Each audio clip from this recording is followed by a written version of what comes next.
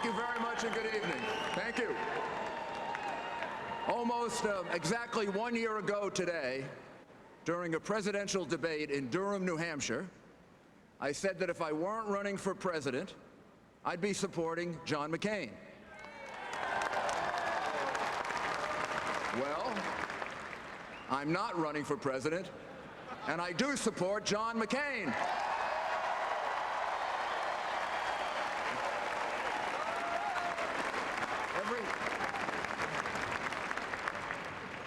Every 4 years, we're told that this presidential election is the most important in our lifetime. This year, with what's at stake, 2008 is the most important election in our lifetime, and we better get it right.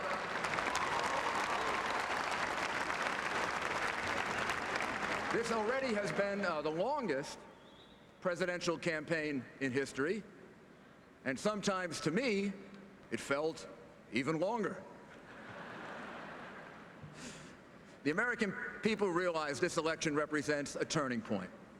It's a decision to follow one path or the other.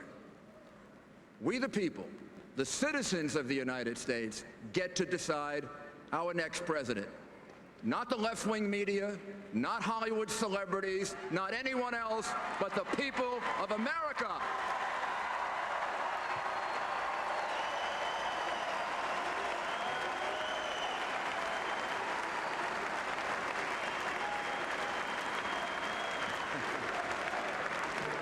That's right, USA.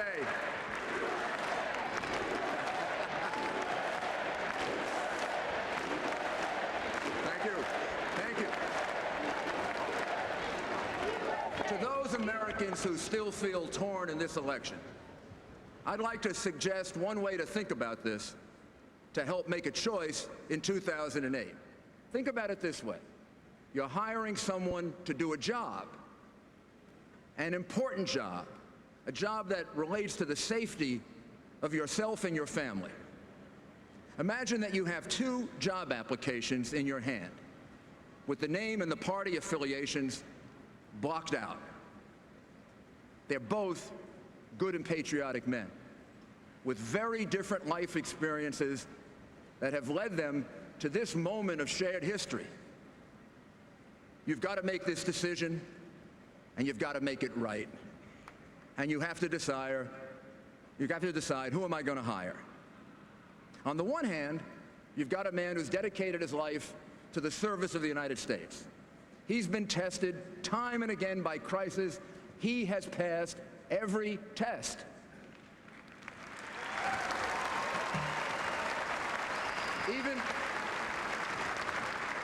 Even his adversaries acknowledge. Democrats, Republicans, everyone acknowledges that John McCain is a true American hero.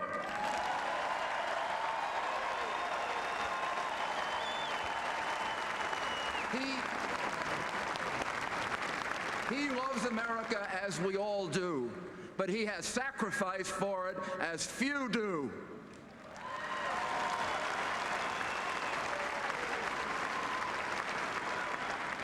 As a young man, he joined the military, and being a Top Gun kind of guy, he became a fighter pilot. He was on a mission over Hanoi when his plane was shot down. He was tortured in a POW camp, but he refused his captor's offer of early release because this is a man who believes in serving a cause greater than self-interest, and that cause is the United States of America. America comes first.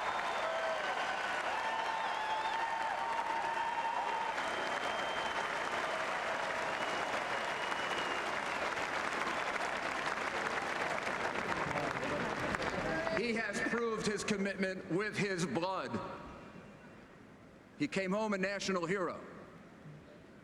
He had earned a life of peace and quiet. But he was called to public service again, running for Congress and then the United States Senate as a proud foot soldier in the Reagan Revolution.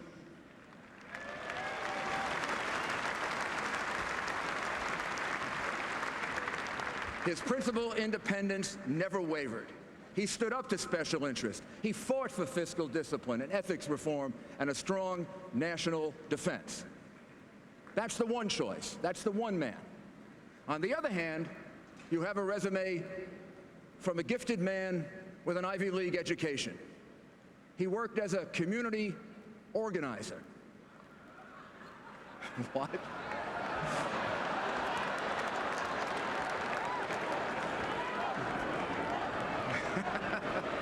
He worked. I said,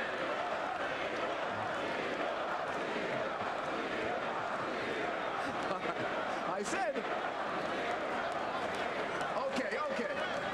Maybe this is the first problem on the resume. He worked as a community organizer. He immersed himself in Chicago machine politics.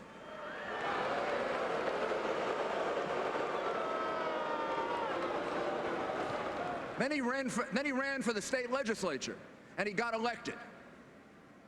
And nearly 130 times, he couldn't make a decision. He couldn't figure out whether to vote yes or no. It was too tough.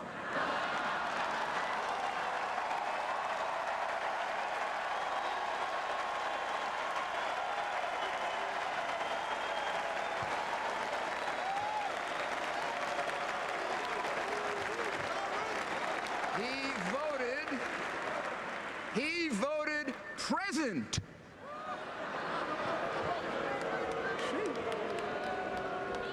I didn't know about this vote present when I was mayor of New York City.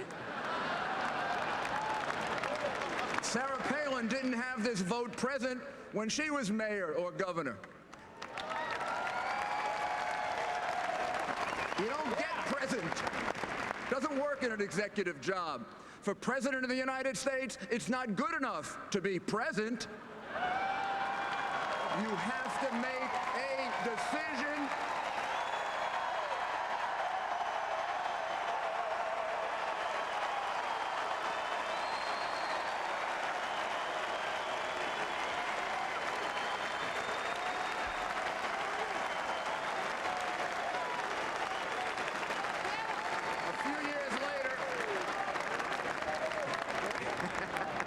A few years later, he ran for the U.S. Senate. He spent most of his time as a celebrity senator. No leadership, no legislation to really speak of. His rise is remarkable in its own right. It's the kind of thing that can happen only in America.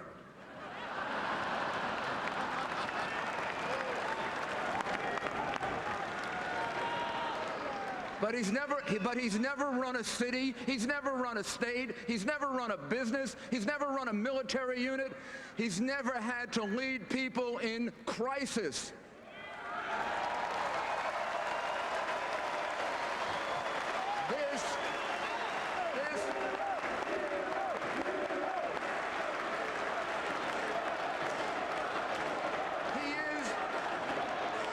He is the least experienced candidate for President of the United States in at least the last 100 years.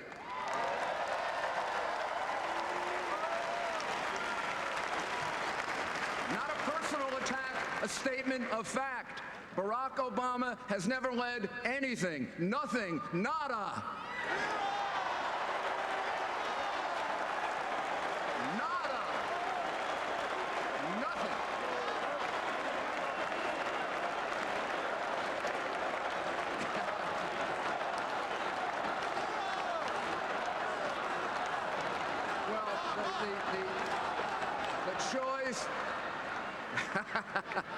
The choice in this election comes down to substance over style. John McCain has been tested, Barack Obama has not. Tough times require strong leadership, and this is no time for on-the-job training.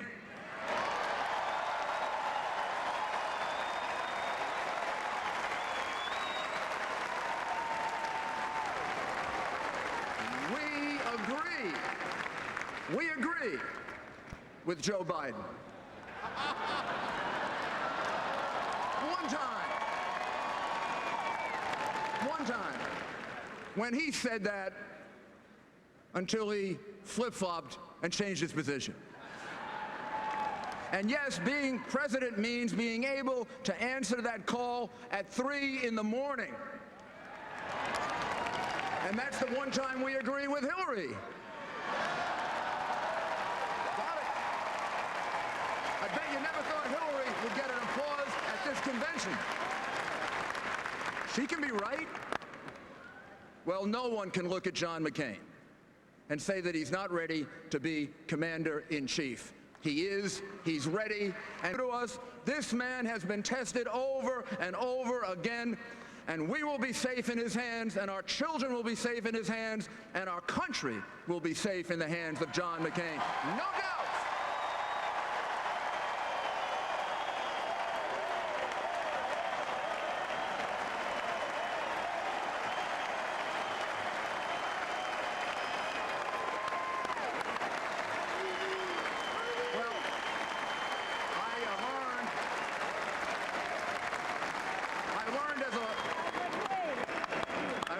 Trial lawyer a long time ago, if you don't have the facts, you got to change them. So our opponents want to reframe the debate. They would have you believe that this election is about change versus more of the same. But that's really a false choice, because there's good change and bad change.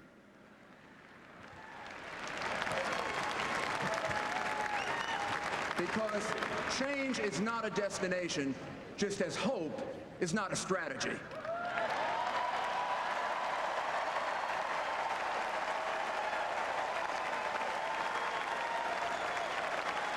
John McCain will bring about the change that will create jobs and prosperity. Let's talk briefly about specifics. John McCain will lower taxes so our economy can grow. He'll reduce government to strengthen our dollar. He'll expand free trade so we can be more competitive, and he will lead us to energy independence so we can be free of foreign oil.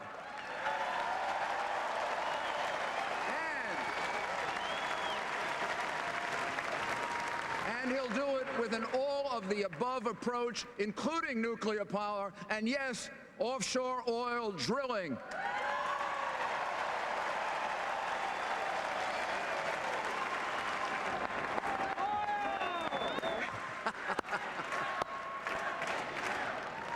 Drill, baby, drill. Drill, baby, drill.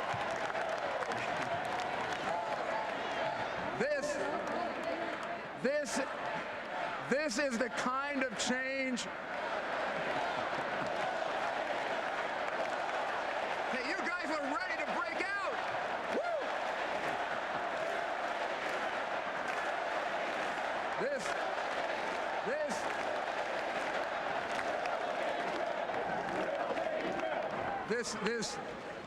This and a lot more is the kind of change that will create growth, jobs, and prosperity.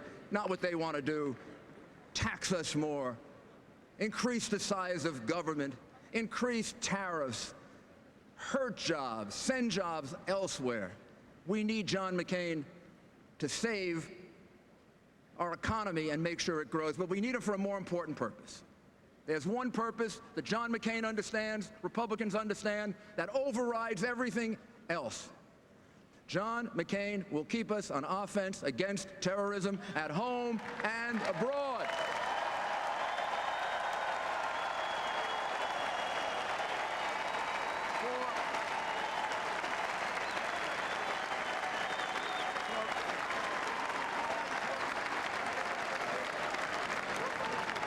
For 4 days in Denver, the Democrats were afraid to use the words Islamic terrorism. I imagine they believe it is politically incorrect to say it. I think they believe it will insult someone. Please tell me, who are they insulting if they say Islamic terrorism? They are insulting terrorists.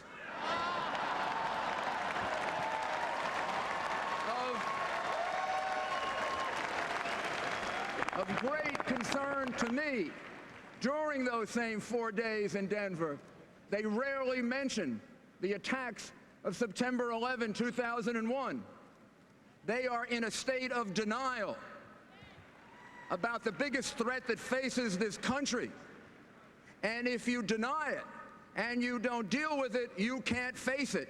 John McCain can face the enemy, he can win, and he can bring victory for this country.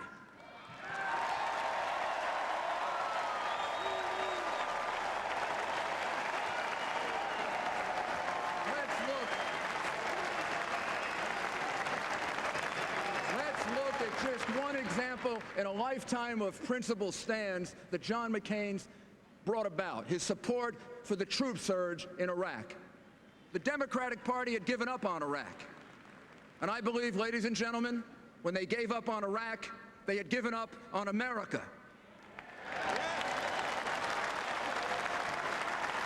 The Democratic leader of the Senate said, and I quote, "This war is lost."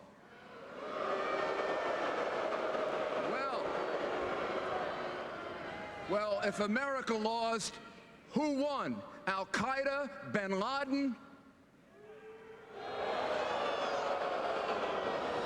In the single biggest policy decision of this election, John McCain got it right, and Barack Obama got it wrong.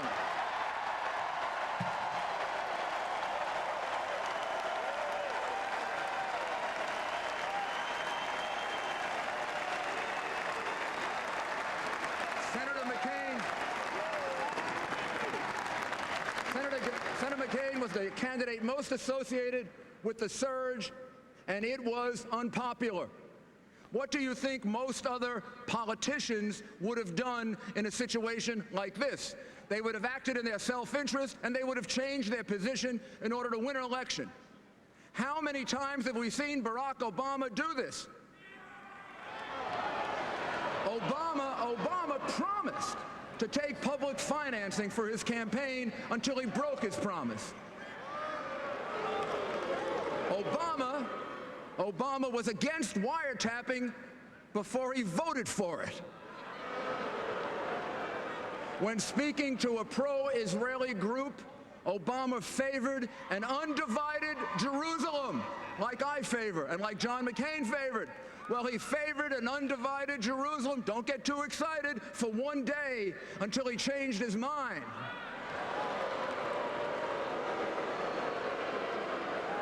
Well, I'll tell you, if I were Joe Biden, I'd want to get that VP thing in writing.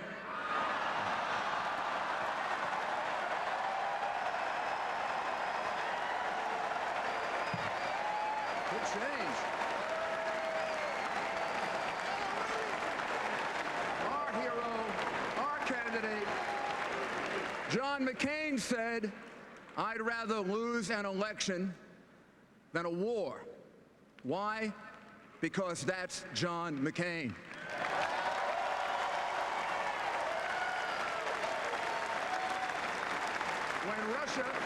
When Russia rolled over Georgia, John McCain immediately established a very strong, informed position that let the world know how he'll respond as president at exactly the right time. Remember his words? Remember what John McCain said? "We are all Georgians."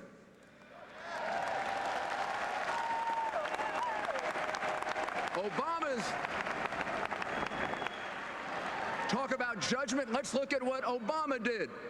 Obama's first instinct was to create a moral equivalency, suggesting that both sides were equally responsible.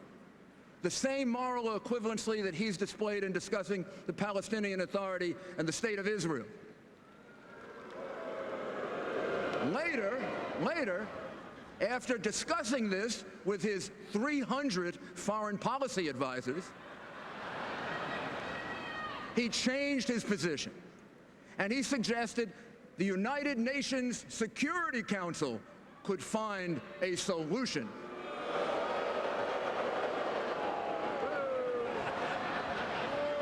Apparently, none of his 300 foreign policy security advisors told him that Russia has a veto power in the United Nations Security Council.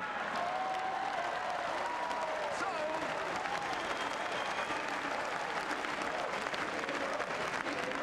by the way, this was about 3 days later. So he changed his position again, and he put out a statement exactly like the statement of John McCain's 3 days earlier. I have some advice for Senator Obama. Next time, call John McCain.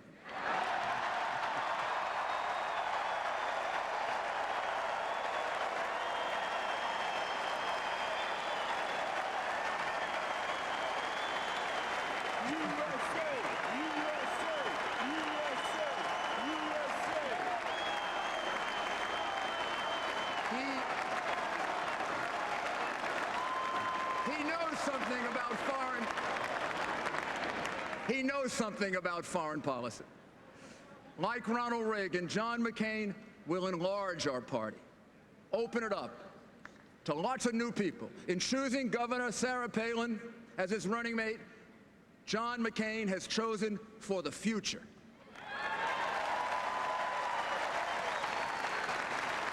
The other guy looked back, John looked forward. Governor Palin represents a new generation. She's already one of the most successful governors in America and the most popular.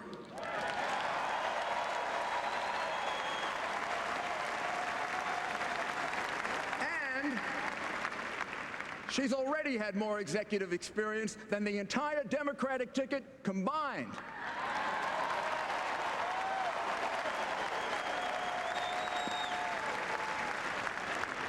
She's been a mayor.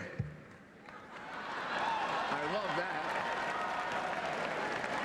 I'm sorry that Barack Obama feels that her hometown isn't cosmopolitan enough. I'm sorry, Barack, that it's not flashy enough. Maybe they cling to religion there. Ooh.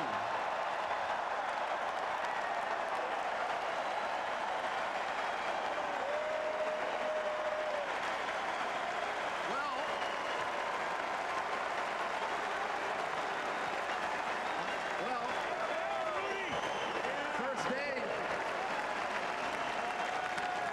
as far as I'm concerned, the first day she was mayor, she had more experience as an executive than Obama and Biden combined. Then she became governor. She's reduced taxes. She's reduced government spending. She's encouraged more energy exploration. She's been one of the most active governors. She's been one of the most active governors in the country, and Alaska can be proud of having one of the best governors in the country.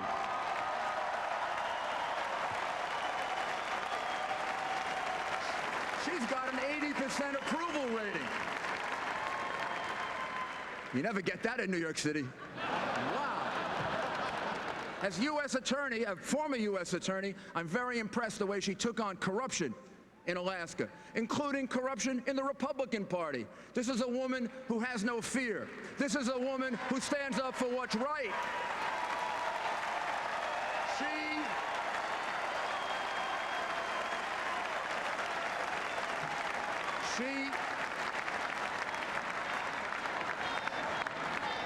She is shaking up Alaska in a way that hasn't happened in maybe ever. And with John McCain, with his independent spirit, with his being a maverick, with him and Sarah Palin, can you imagine how they're going to shake up Washington? Look out! Look out! One final point. How dare they question whether Sarah Palin has enough time to spend with her children and be vice president? How dare they do that?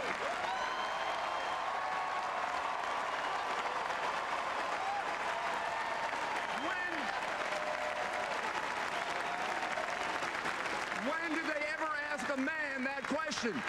When?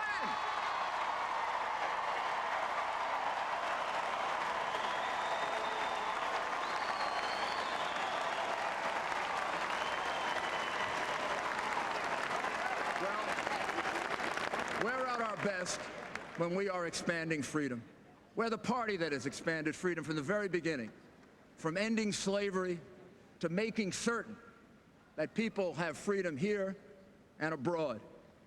We're the party that believes in giving workers the right to work. We're the party that believes that parents should choose where their children go to school.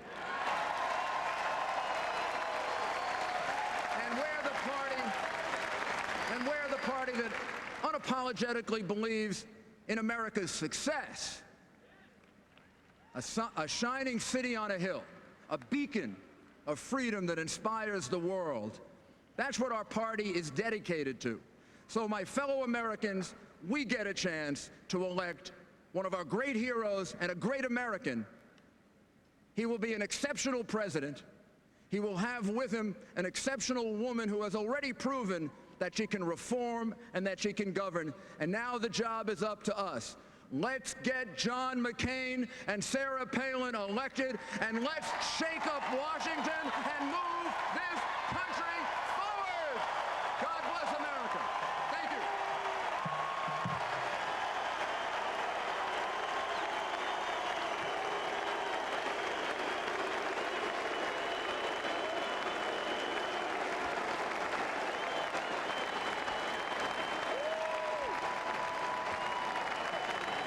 John McCain, but he spent much of his time not so much criticizing Barack Obama as ridiculing him, and now here comes Sarah Palin.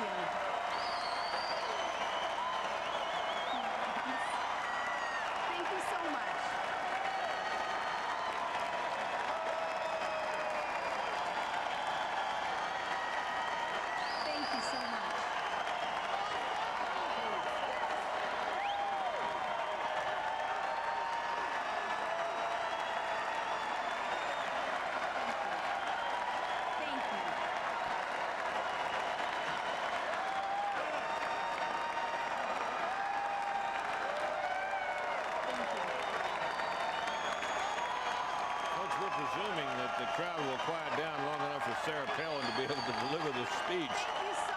Normally the nominee's organization will have the crowd well in hand, but this demonstration for Sarah Palin seems to have a life of its own. Mr. Chairman, delegates, and fellow citizens, I will be honored to accept your nomination for Vice President of the United States.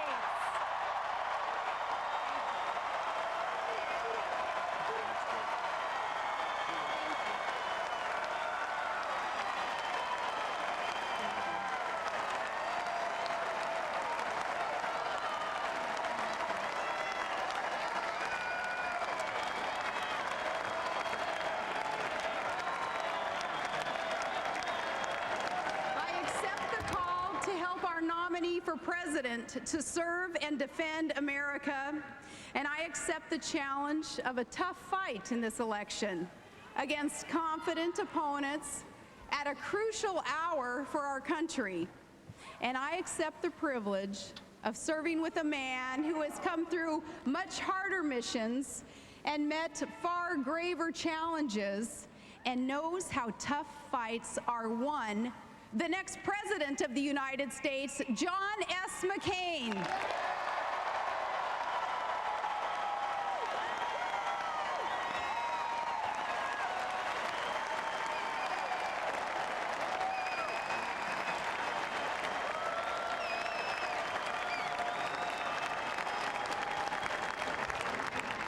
It was just a year ago when all the experts in Washington counted out our nominee, because he refused to hedge his commitment to the security of the country he loves. With their usual certitude, they told us that all was lost. There was no hope for this candidate, who said that he would rather lose an election than see his country lose a war. But the pollsters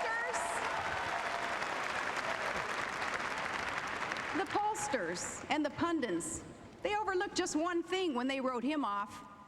They overlooked the caliber of the man himself, the determination and resolve and the sheer guts of Senator John McCain.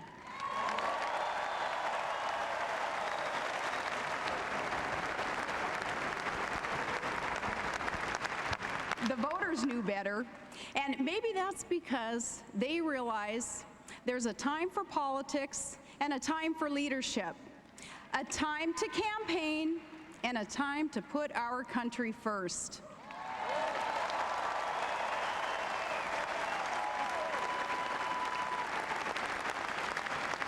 Our nominee for president is a true profile in courage, and people like that are hard to come by. He's a man who wore the uniform of his country for 22 years and refused to break faith with those troops in Iraq who now have brought victory within sight.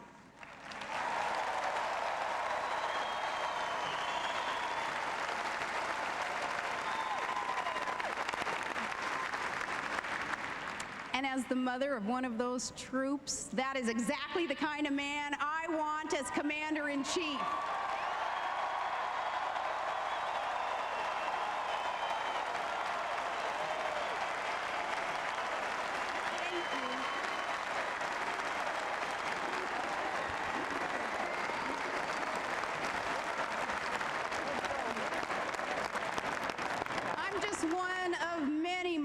Who will say an extra prayer each night for our sons and daughters going into harm's way. Our son Track is 19, and 1 week from tomorrow, September 11th, he'll deploy to Iraq with the Army infantry in the service of his country. My nephew Casey also enlisted and serves on a carrier in the Persian Gulf. My family is so proud of both of them and of all the fine men and women serving the country in uniform.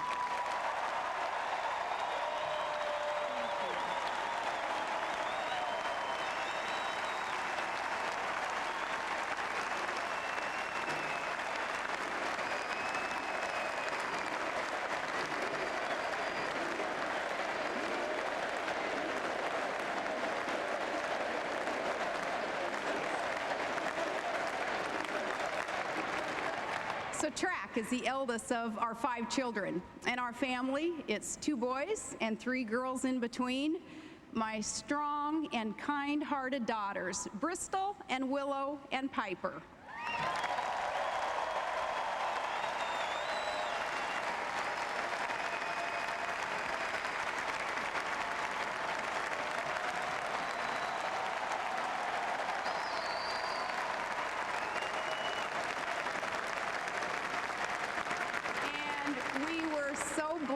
in April, Todd and I welcomed our littlest one into the world, a perfectly beautiful baby boy named Trig.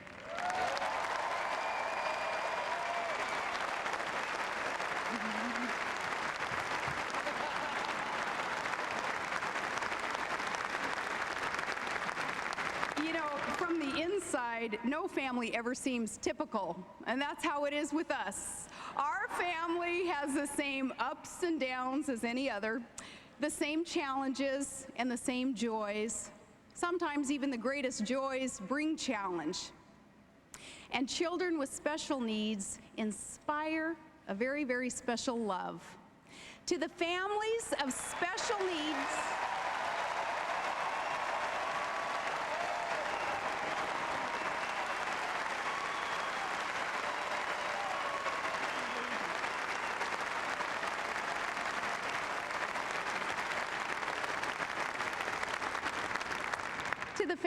special needs children all across this country, I have a message for you. For years, you've sought to make America a more welcoming place for your sons and daughters. And I pledge to you that if we're elected, you will have a friend and advocate in the White House.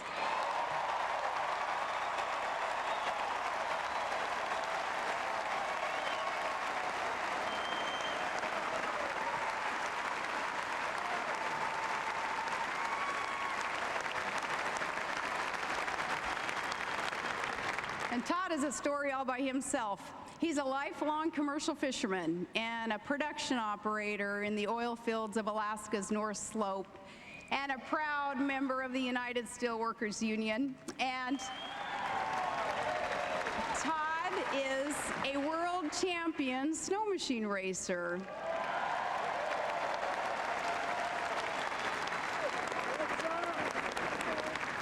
His Yupik Eskimo ancestry, and it all makes for quite a package. And we met in high school, and 2 decades and 5 children later, he's still my guy.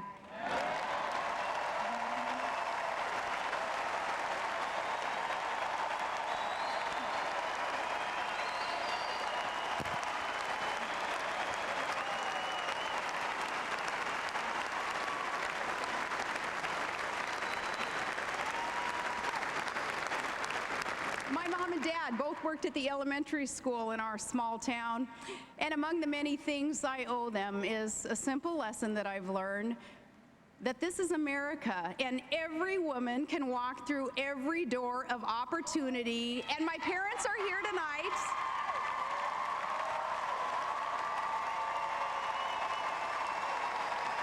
I am so proud to be the daughter of Chuck and Sally Heath.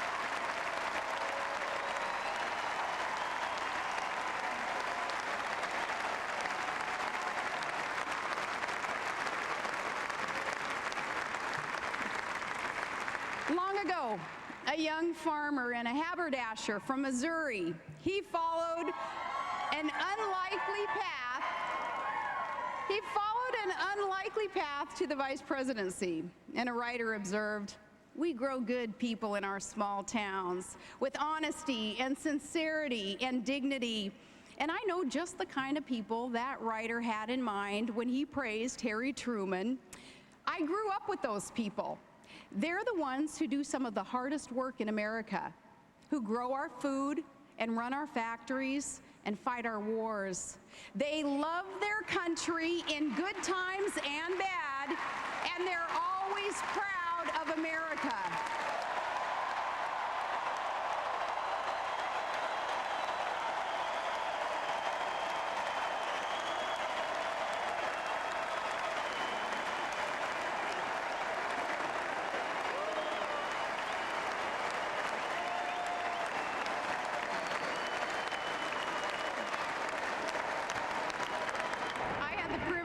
Of living most of my life in a small town.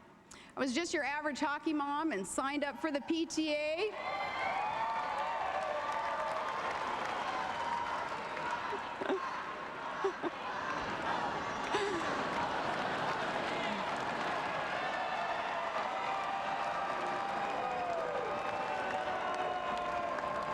I love those hockey moms. You know, they say the difference between a hockey mom and a pit bull? Lipstick.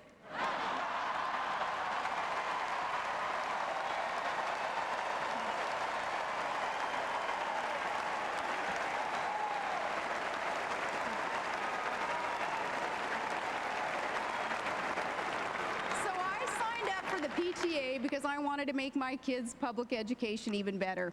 And when I ran for city council, I didn't need focus groups and voter profiles because I knew those voters and I knew their families too. Before I became governor of the great state of Alaska, I was mayor of my hometown. And since our opponents in this presidential election seem to look down on that experience, let me explain to them what the job involves.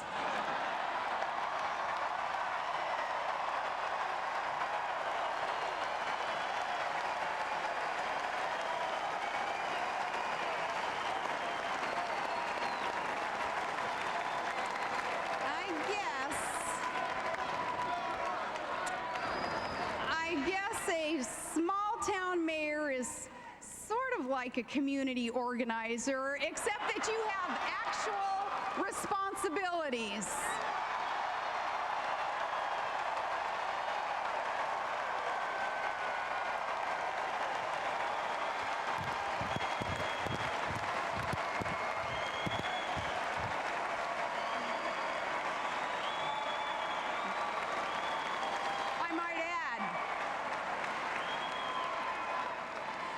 I might add that in small towns, we don't quite know what to make of a candidate who lavishes praise on working people when they're listening and then talks about how bitterly they cling to their religion and guns when those people aren't listening.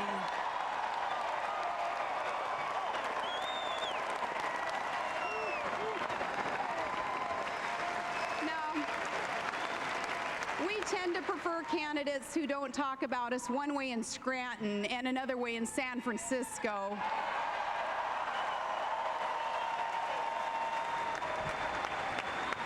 As for my running mate, you can be certain that wherever he goes and whoever is listening, John McCain is the same man.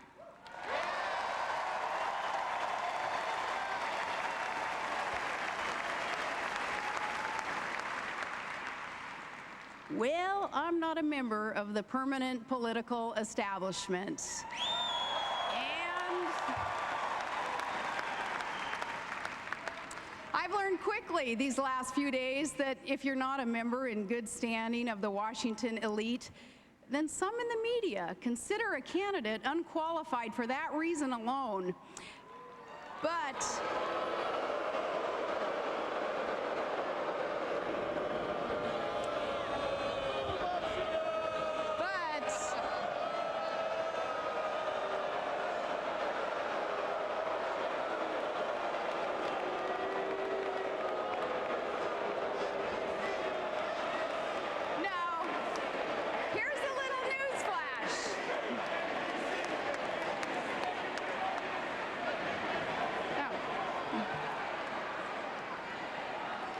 here's a little news flash for those reporters and commentators.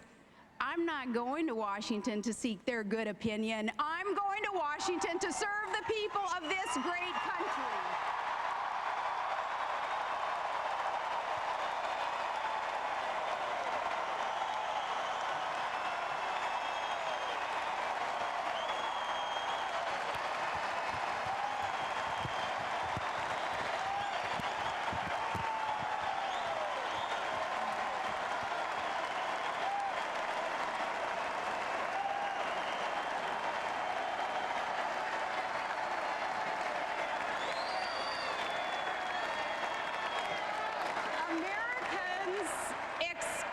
Us to go to Washington for the right reason and not just to mingle with the right people.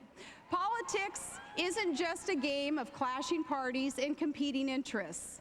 The right reason is to challenge the status quo, to serve the common good, and to leave this nation better than we found it.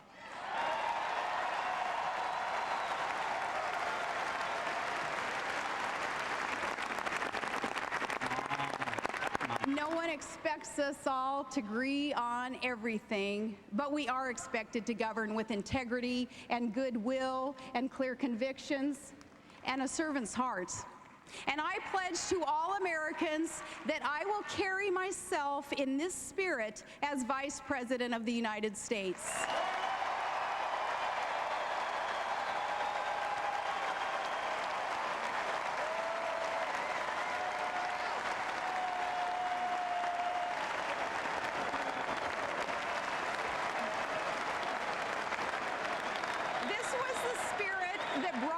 To the governor's office when I took on the old politics as usual in Juneau, when I stood up to the special interests and the lobbyists and the big oil companies and the good old boys.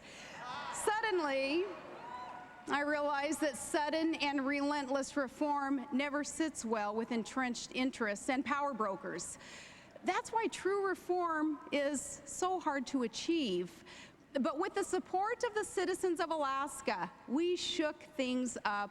And in short order, we put the government of our state back on the side of the people.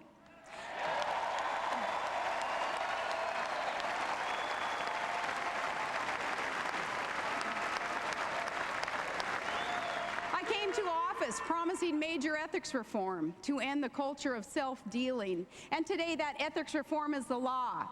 While I was at it, I got rid of a few things in the governor's office that I didn't believe our citizens should have to pay for. That luxury jet was over the top.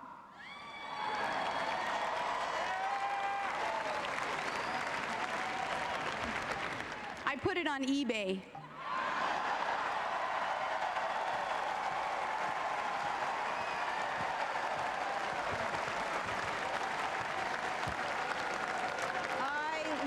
To drive myself to work, and I thought we could muddle through without the governor's personal chef, although I got to admit that sometimes my kids sure miss her.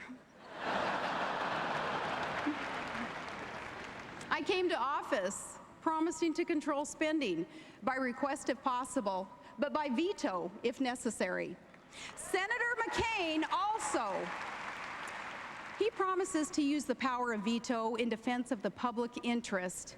And as a chief executive, I can assure you it works.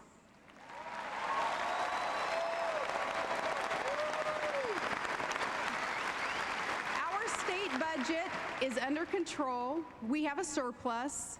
And I have protected the taxpayers by vetoing wasteful spending, nearly $500 million in vetoes.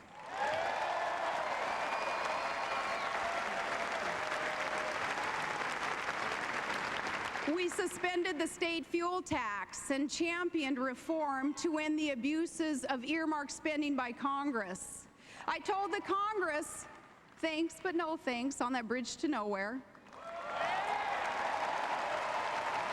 If our state wanted to build a bridge, we were going to build it ourselves. When oil and gas prices went up dramatically and filled up the state treasury, I sent a large share of that revenue back where it belonged, directly to the people of Alaska.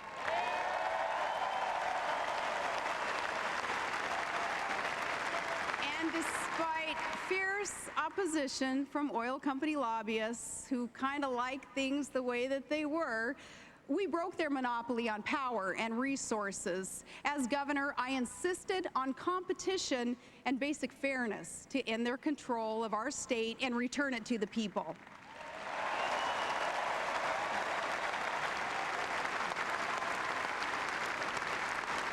I fought to bring about the largest private sector infrastructure project in North American history. And when that deal was struck, we began a nearly $40 billion natural gas pipeline to help lead America to energy independence.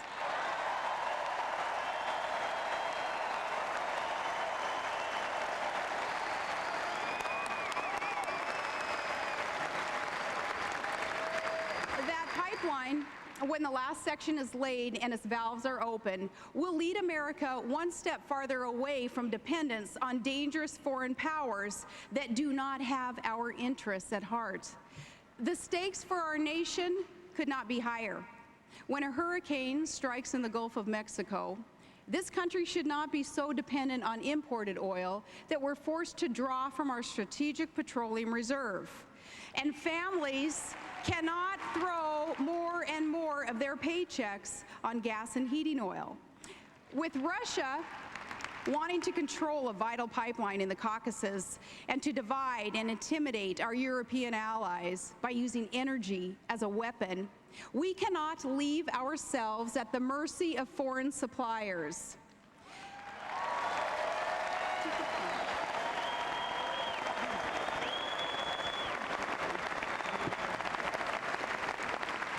To confront the threat that Iran might seek to cut off nearly a fifth of the world's energy supplies, or that terrorists might strike again at the Abqaiq facility in Saudi Arabia, or that Venezuela might shut off its oil discoveries and its deliveries of that source, Americans, we need to produce more of our own oil and gas and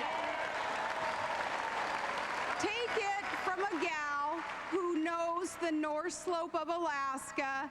We've got lots of both.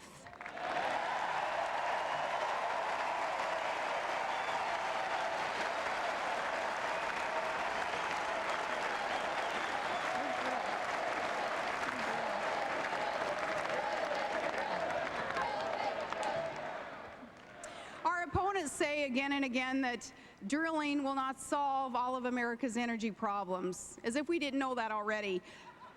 But the fact that drilling, though, won't solve every problem is no excuse to do nothing at all.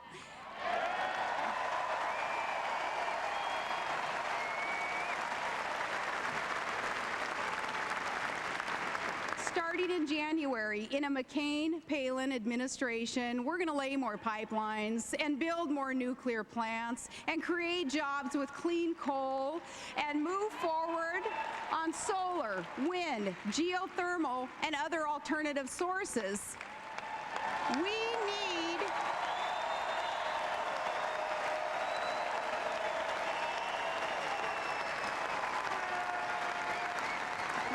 American sources of resources. We need American energy brought to you by American ingenuity and produced by American workers.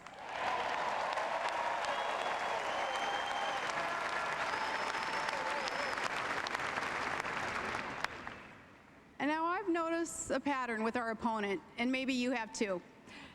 We've all heard his dramatic speeches before devoted followers, and there is much to like and admire about our opponent.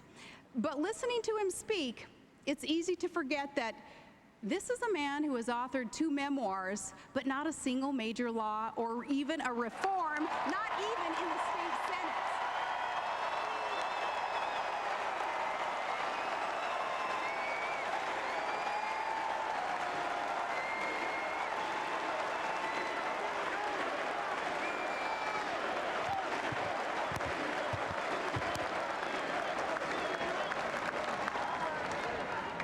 This is a man who can give an entire speech about the wars America is fighting and never use the word victory except when he's talking about his own campaign.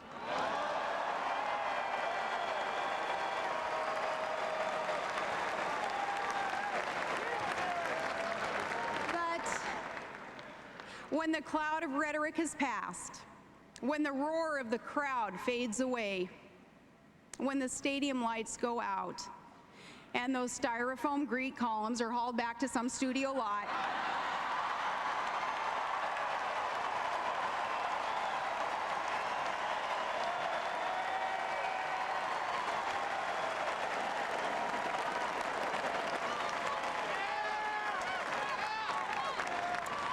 when that happens, what exactly is our opponent's plan?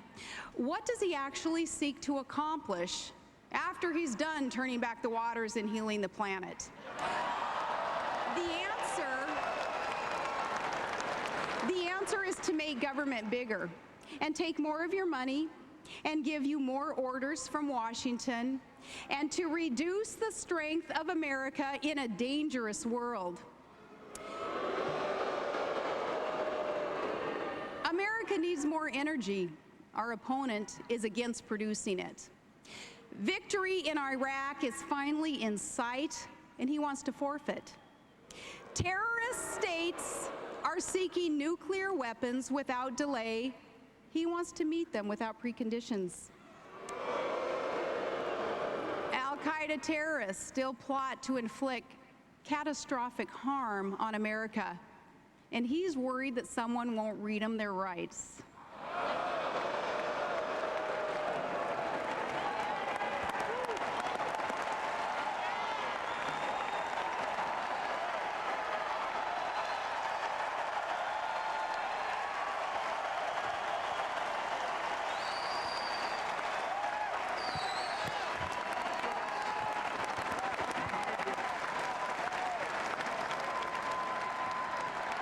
Government is too big.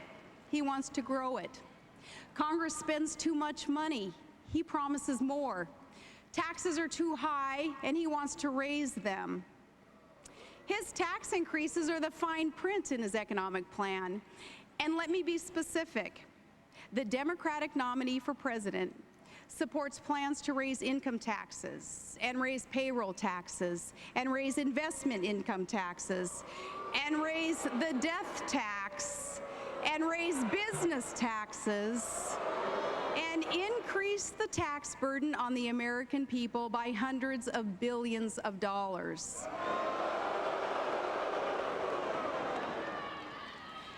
My sister Heather and her husband, they just built a service station that's now open for business, like millions of others who run small businesses. How are they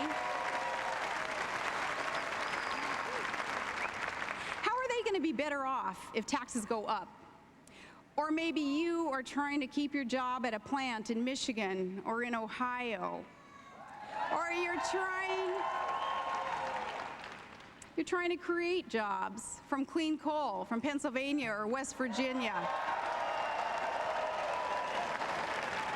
You're trying to keep a small farm in the family right here in Minnesota. How are you going to be better off if our opponent adds a massive tax burden to the American economy?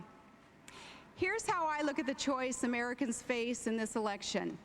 In politics, there are some candidates who use change to promote their careers. And then there are those, like John McCain, who use their careers to promote change.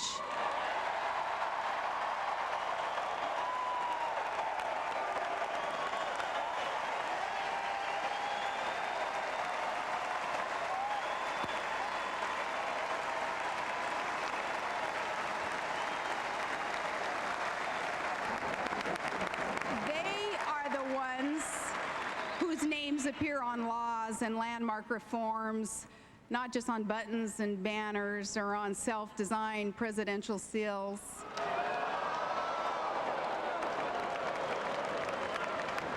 Among politicians, there is the idealism of high-flown speech-making in which crowds are stirringly summoned to support great things. And then there is the idealism of those leaders like John McCain who actually do great things.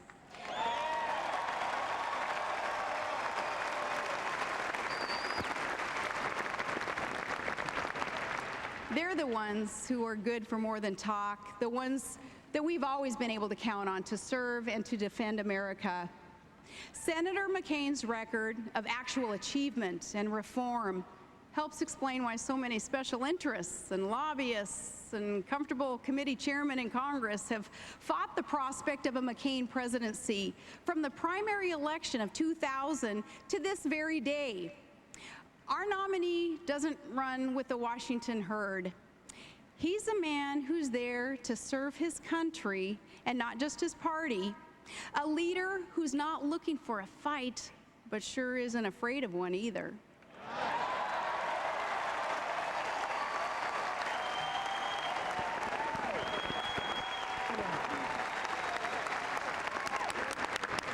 Harry Reid, the majority of the current do-nothing Senate,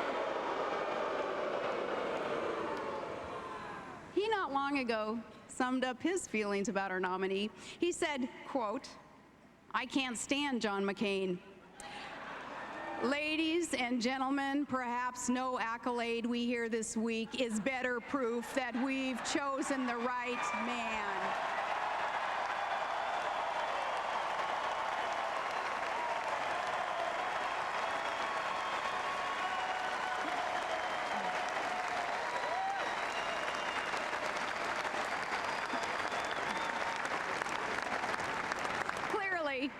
what the majority leader was driving at is that he can't stand up to John McCain. And that's only one more reason to take the maverick out of the Senate, put him in the White House.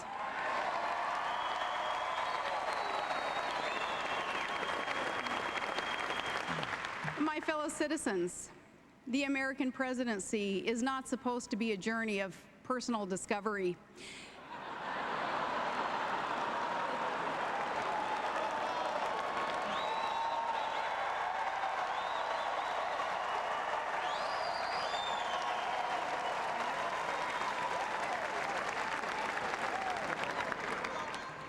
This world of threats and dangers, it's not just a community, and it doesn't just need an organizer. And though both Senator Obama and Senator Biden have been going on lately about how they're always, quote, fighting for you, let us face the matter squarely. There is only one man in this election who has ever really fought for you.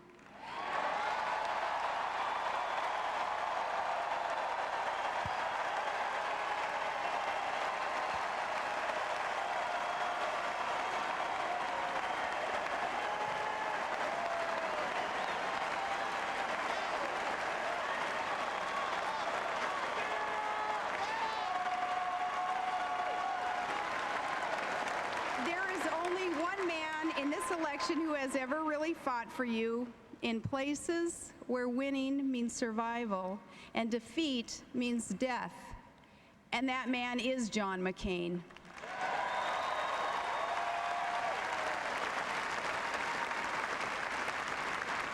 You know, in our day, politicians have readily shared much lesser tales of adversity than the nightmare world in which this man and others equally brave served and suffered for their country. And it's a long way from the fear and pain and squalor of a 6x4 cell in Hanoi to the Oval Office. But if Senator McCain is elected president, that is the journey he will have made. It's the journey of an upright and honorable man, the kind of fellow whose name you will find on war memorials in small towns across this great country, only he was among those who came home. To the most powerful office on earth, he would bring the compassion that comes from having once been powerless, the wisdom that comes even to the captives by the grace of God, the special confidence of those who have seen evil and have seen how evil is overcome. A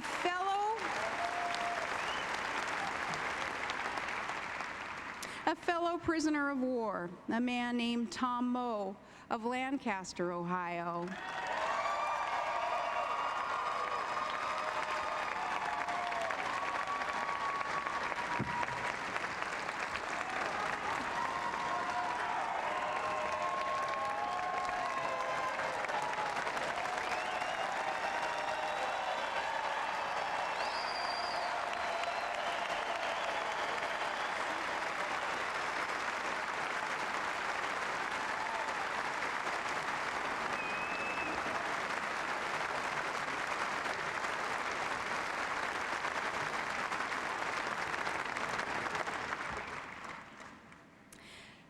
Tom Moe recalls looking through a pinhole in his cell door as Lieutenant Commander John McCain was led down the hallway by the guards day after day.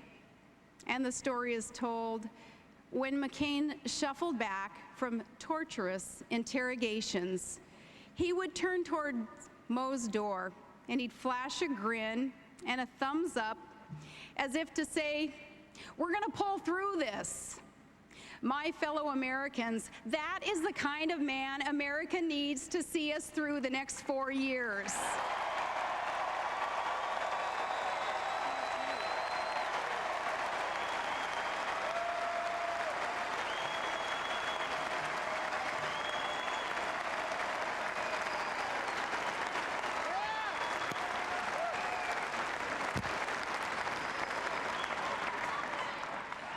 For a season, a gifted speaker can inspire with his words. But for a lifetime, John McCain has inspired with his deeds.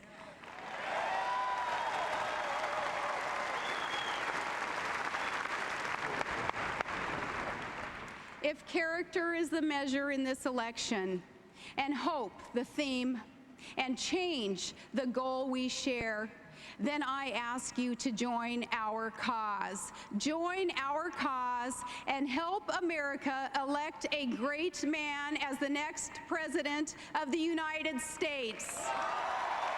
Thank you, and God bless America. Thank you.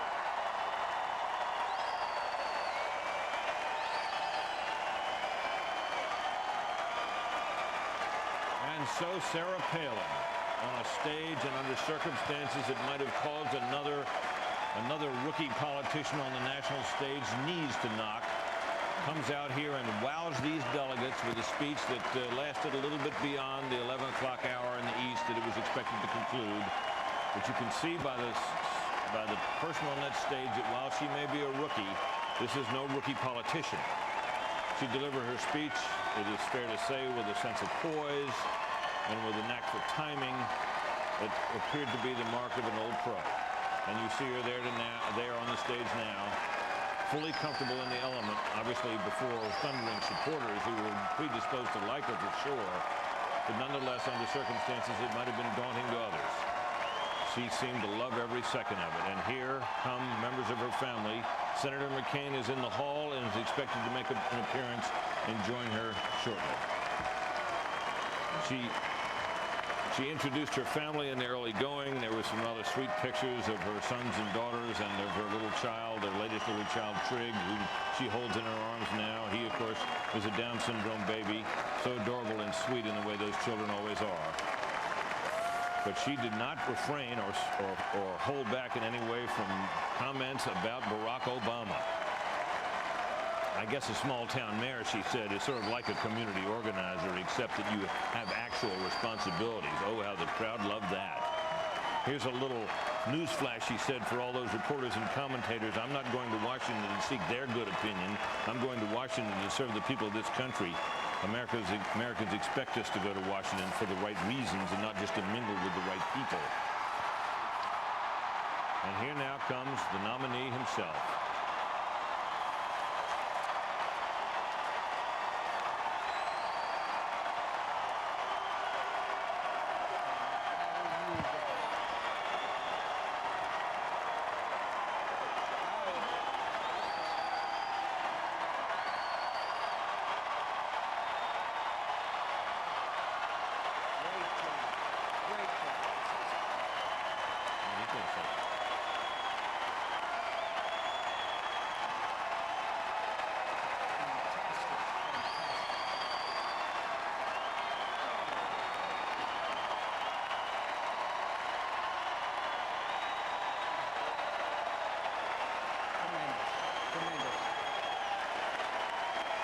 Thank you.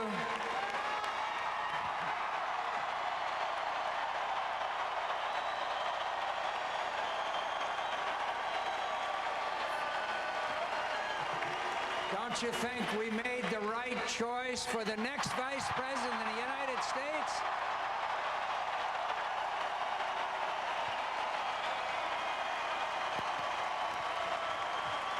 And what a beautiful family.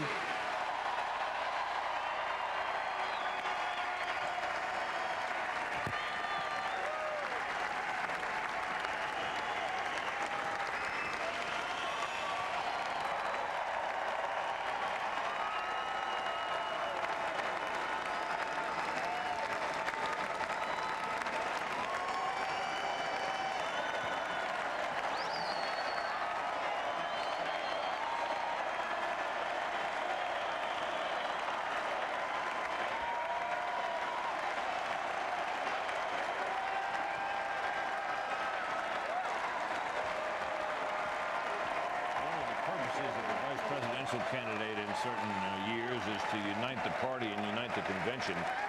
We can certainly see tonight that Sarah Palin has served the cause of uniting this convention quite ably.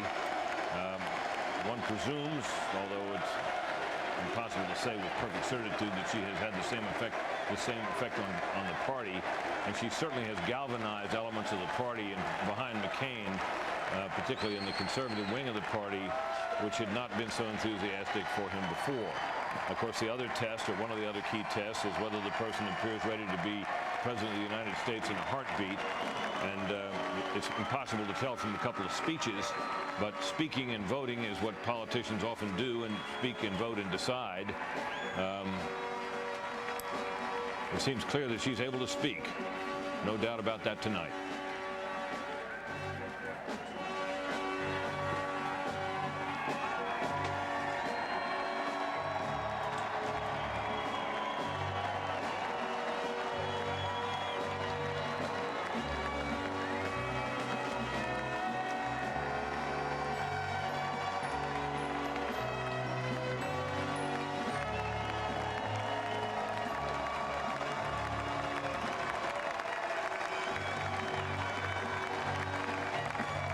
So while Senator McCain continues to enjoy this moment, to bask in the applause of this crowd for his running mate and for himself and for her family, let me bring in my panel here, which has been with me watching the speech throughout the evening. Fred Barnes, executive editor of the Weekly Standard; Nina Easton, Washington bureau chief of Fortune magazine; Bill Kristol, editor of the Weekly Standard; and Mort Kondracki, executive editor of Roll Call, Fox News contributors all. First to you, Mort, what did you think of this speech? Simply brilliant. It was a brilliantly written speech, and she delivered it as well as it could possibly be delivered, I think. As you say, with poise. It was I mean, she didn't write it, of course, but it was written by Matt Scully, who's a gifted speechwriter, but nonetheless, it's her speech, and it was incredibly sophisticated and effective. It was derisive of Barack Obama in a sort of a funny way, but a very pointed way, about his lack of experience and about, her experiences as a mayor. You quoted the business about her statement about being a community organizer, except you have responsibilities, but she also nailed him for talking one way about working people in Scranton behind their backs, and another way in San Francisco. And it was also sophisticated in that she showed that she has some understanding of geopolitics, the geopolitics of energy about the situation in the Caucasus, and she mentioned the Abqaiq oil facility in Saudi Arabia. So take that to the media when they question her about leaders of the world. Bill Kristol, your thoughts? That was terrific. It's going to be very hard for Senator McCain to top this tomorrow night, but he doesn't really, I'm sure he's not worrying about that. And I think you could see the genuine, I think, elation when he said, I guess we made the right choice, didn't we? And I'm sure he enjoyed this night very much, having spent the last 4 or 5 days being second-guessed by some Republican insiders and by the entire liberal media. How much do you think this speech, how far is this speech, or how far can this speech go to dispel some of this frenzy that we've seen about her? I think it was, since it was based on almost nothing, it was self-generated by the media. I think it was about to collapse, and this, I think, will do it in for a while. Now she'll obviously go out on the campaign trail and give interviews and have good days, I suppose, and less good days. But boy, I'll say an awful lot of Republicans who might have been wavering and nervous, I think, now feel pretty good about the McCain-Palin ticket. Nina, as I was standing here, as somebody who's called upon occasionally myself to go out on a stage or even a television news set and speak on a big night, I'm always a little nervous, a little edgy. Sometimes I worry that my knees will knock or my teeth will chatter. I have to say that for her to be doing this in this setting, in the middle of this maelstrom, for the first time, the poise itself was kind of remarkable, I thought. Oh yeah, and she ate it up. She loved it. I found it interesting. They had the Palin power signs. People who had actually handwritten those things. Usually they pass those manufactured signs out. I've also seen them making those signs too, but they look great. They look like they're hand painted. Oh, is that right? They're not. Well, I don't know in this case. They look like they were hand done. But I think she was energized by the crowd, and I think that almost made her job easier. I think it was a. Look, I think the speech was a home run, but I also think it was a home run in the first inning. It was a prepared speech. She delivered it. I mean, the barbs against Barack Obama were the funniest. Well, Giuliani's barbs were pretty funny too. But everything from, some politicians use change to promote their careers. Others use their careers to promote change. She chided Barack Obama for the Greek temples, the styrofoam. Greek temples on the last night. Maybe he'll put those away. He's had time to write his 2 memoirs, but no time to write a major piece of legislation or a reform. I mean, these were really terrific lines. Again, written for her, she delivered. And the reason why I say, it is the first inning. Why is it relevant in her case, and you're not the first person on this panel who has mentioned this, that the speech was written for her? After all, the speeches of all major political figures are written for them, every last one of them. Isn't that a fair statement? Well, the only point I want to make is that the point I want to make in connection with this, though, is that she's going to go out now in situations where it's much more fluid, and she's got to answer questions from the press. She's going to have to answer questions in debates. She's going to be, Mike Huckabee, I think it was interesting, he spoke tonight. He burst onto the scene about this time last year, gave great speeches. He was funny. He connected with people, but he didn't wear well in the wash. And I'm not saying she won't. I mean, she could very well stand up to it all. But again, home run first inning. Fred? Yeah, Mike Huckabee's a very attractive politician. He couldn't have done what Sarah Palin did tonight. He couldn't have come close. And there's a reason, Britt. You wondered, how can she go out and do that? This woman who's from a small town in Alaska, who's never done anything like this before. It's a gift. She's a natural. You can't teach this. For her to be able to go out there and give this speech in such a composed way, it was really remarkable. And, the big word for this campaign, Britt, narrative. She had a pretty good narrative, small town girl, makes good, challenges the special interests, knocks off the bad old boys, and as Mort pointed out, in particular, she had a pretty good narrative for McCain and Obama, And there was one extemporaneous line, and that was when she was talking about hockey moms. Yeah, she said, the difference between a hockey mom and a pit bull lipstick. Which, of course, brought the house down. Well, that was her first test, and and she passed it easily. She made it look extremely easy and natural. And her second test will be one that Nina talked about. That she'll have to do, meet the press in some of these shows, talk to the press.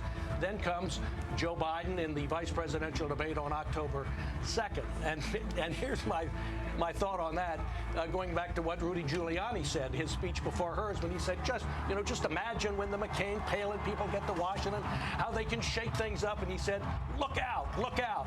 Well, I would say that for the press and for Biden. Look out, look out.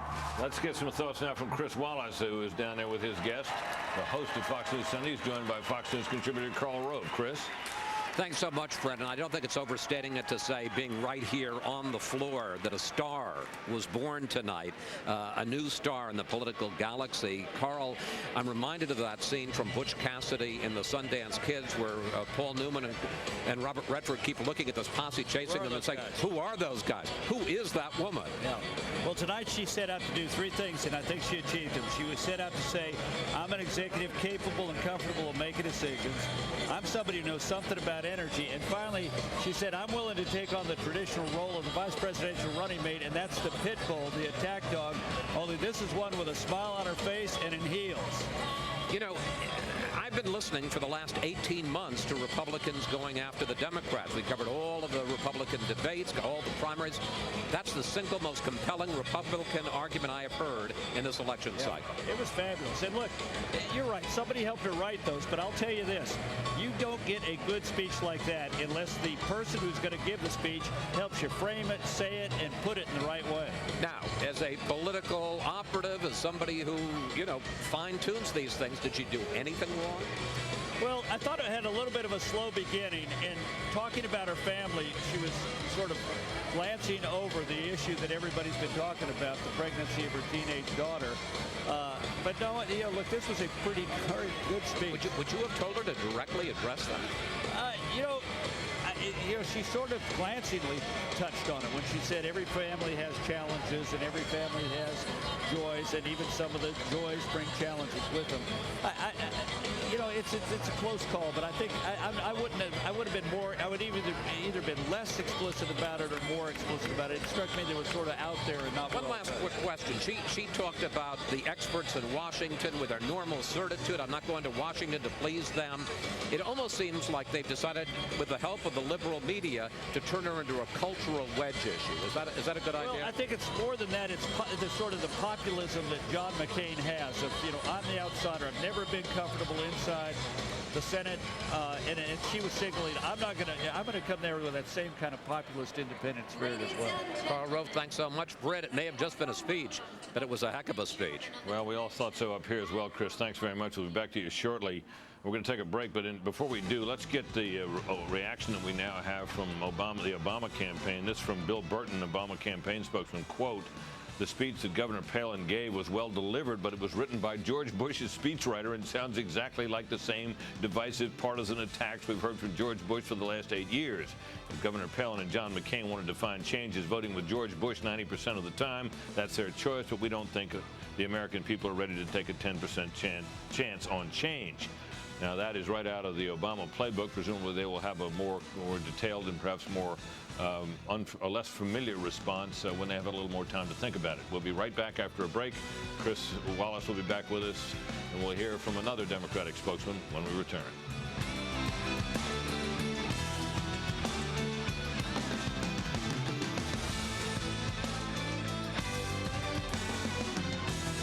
Fox News coverage of the 2008 Republican National Convention is brought to you by CSX. If it's going to be in your life, it'll probably be on our trains. CSX, how tomorrow moves.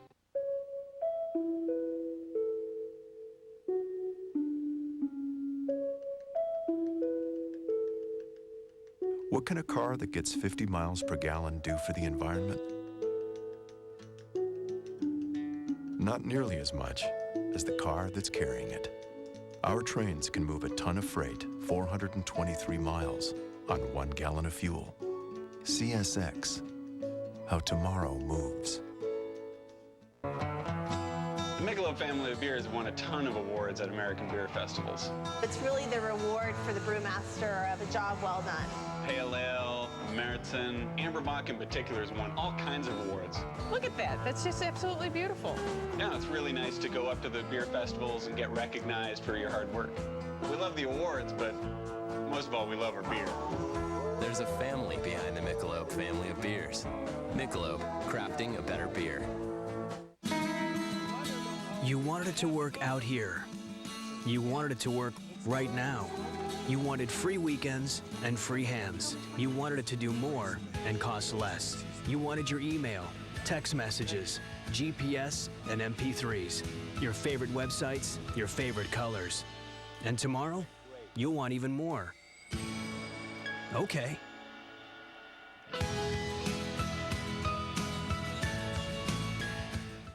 You're required to complete a task. You know you got the wrong guy. Disobey and you die.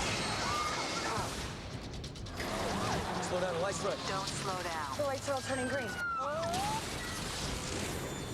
How are you seeing us right now? We are everywhere. We never heard of a group with this kind of scope or reach. What if it's a decoy to distract us from something bigger? Go, go, go! Jump, Jerry. Jump now. Eagle Eye, rated PG-13, September 26th in theaters and IMAX. Did you know America uses 25% of the world's oil, but only has 3% of the world's oil reserve? Hence. It's time to deck the halls, but I need your help. Hooray, I'll help. We'll have a day full